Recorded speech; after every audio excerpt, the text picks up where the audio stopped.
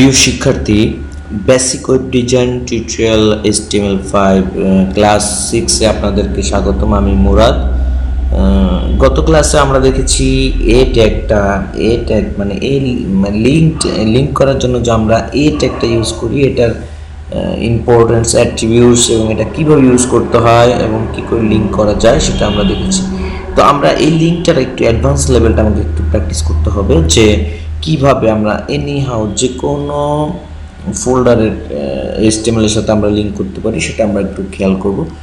তো আমরা চলে যাই বেসিক ক্লাস 5, এখানে ক্লাস 6 করে নিই।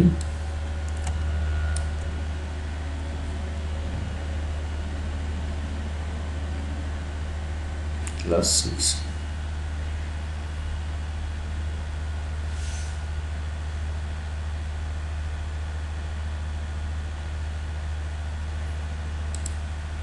এটা হবে ক্লাস 6।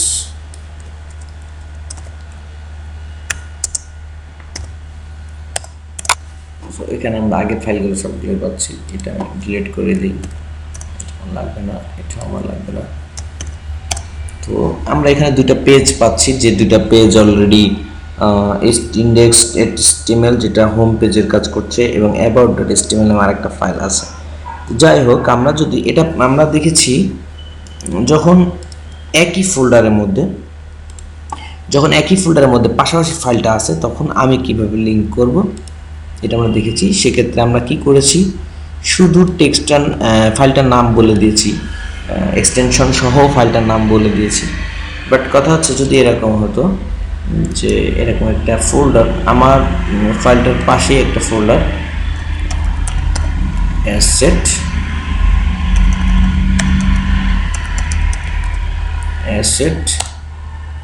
পেজেস,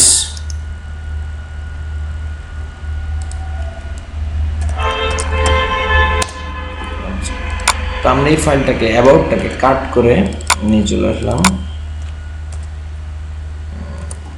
অ্যাসেট পেজেসের মধ্যে। তো আমরা এখানে কোড করতে আসছি কোন ফাইলটার, HTML ফাইলটা। কোন ফাইলটার? HTML ফাইলটার কোড করতে আসছি। তো যাই হোক, আমরা বুঝেছিলাম আগের বার, আমি নিজেকে ধরে নেব যে আমি যে ফাইলটাতে কোড করতেছি সেই ফাইলটা আমি আসলে নিজে এইভাবে ধরে নিতে হবে ভার্চুয়ালি। তো আমাকে এখন যদি আমি এই পেজটাকে রান করি সেক্ষেত্রে কি অবস্থা হবে?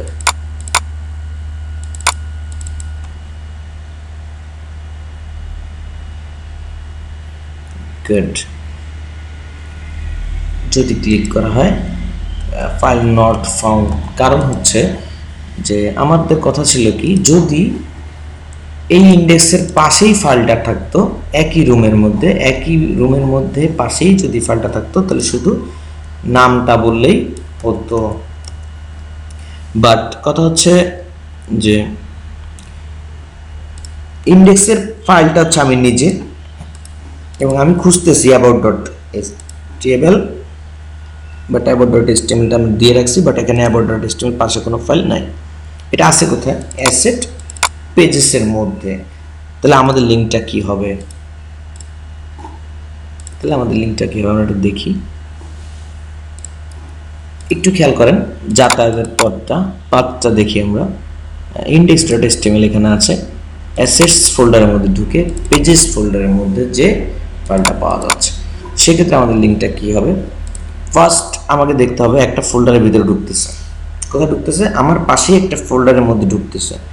তাহলে ফোল্ডারটার নাম কপি করে নিই,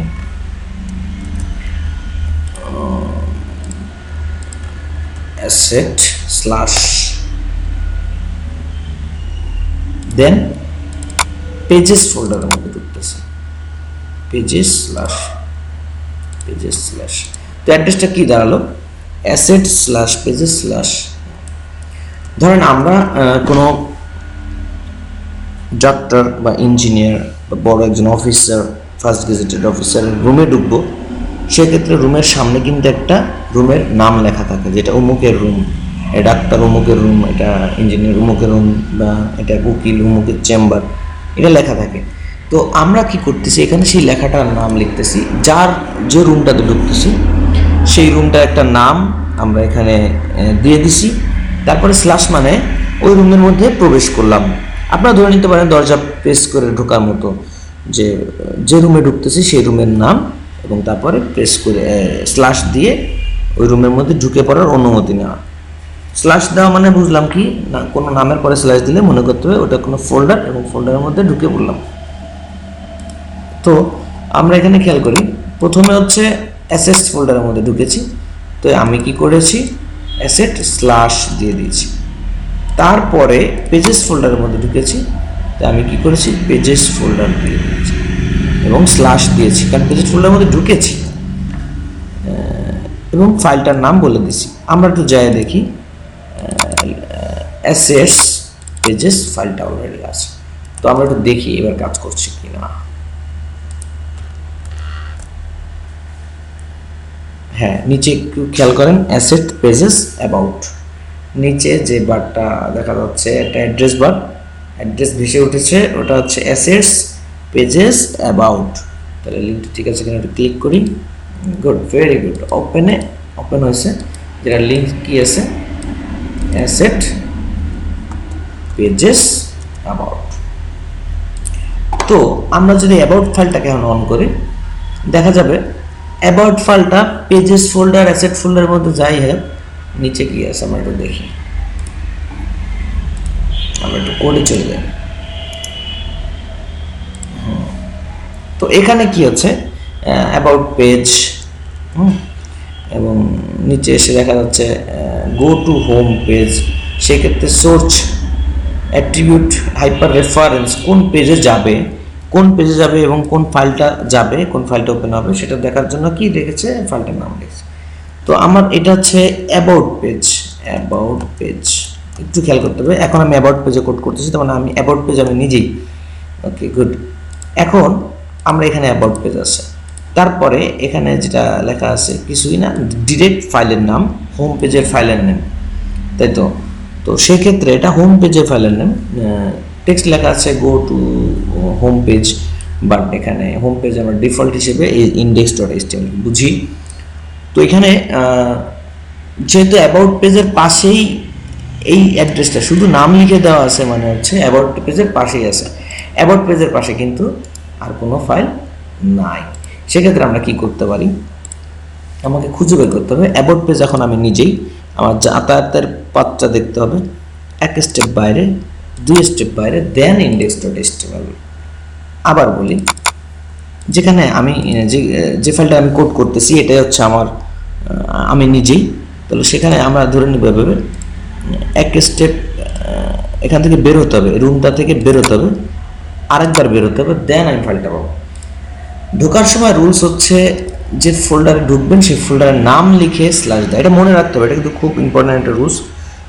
এটা ইমেজের ক্ষেত্রেও এরকমই হবে।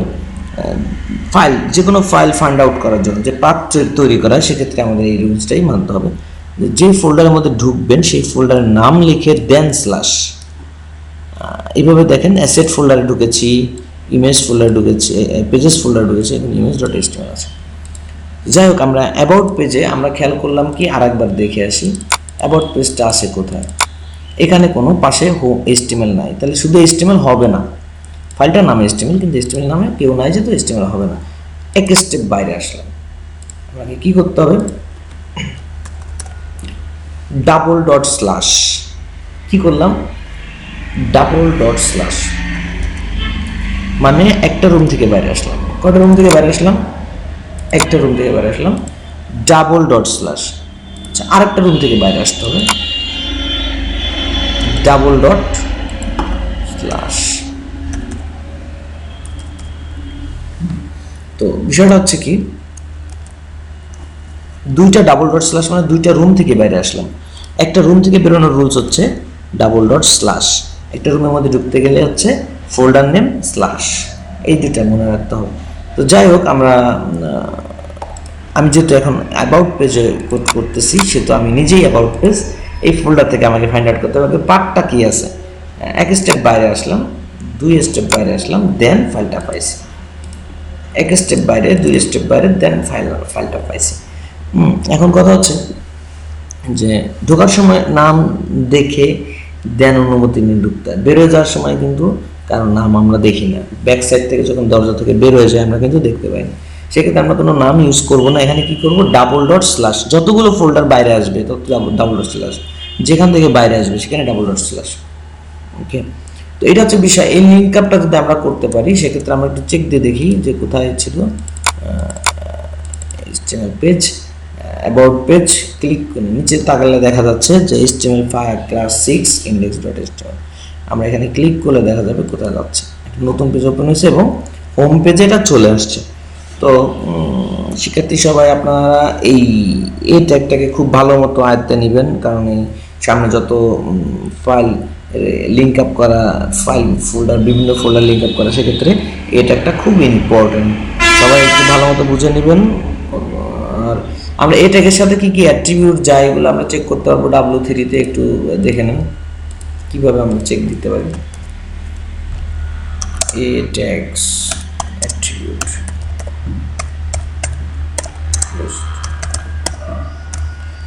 আমাদের খেয়াল করতে হবে W3 যদি কিছু হয়ে থাকে তাহলে আমরা এটা আমাদের জন্য ভালো।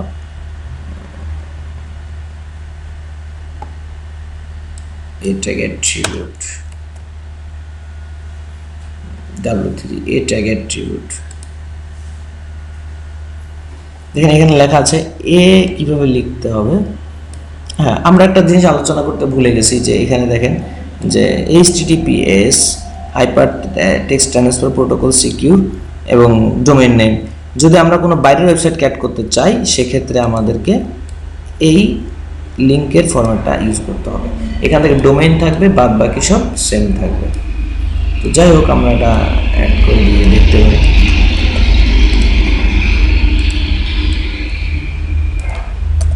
দিলাম ওয়েবসাইটের অ্যাড্রেসটা, এটা ফুল অ্যাড্রেস বলে। তো আমরা কি করলাম, এখান থেকে ক্লিক করলাম, ক্লিক করে পেজে ক্লিক করে W3 স্কুলে চলে যাবে, W3 স্কুল। ওকে, তো ঠিক আছে, সবাই এই ট্যাগটাকে একটু ভালো মতো খেয়াল করবেন, এটা আমাদের খুব ইম্পর্টেন্ট একটা ফ্যাক্ট। তো যাই হোক, আমাদের এই ট্যাগ যারা ভালো পারবে, ইমেজ ট্যাগ তাদের জন্য খুবই সহজ এবং একই ধাঁচে। তো সবাই ভালো থাকবেন, ধন্যবাদ।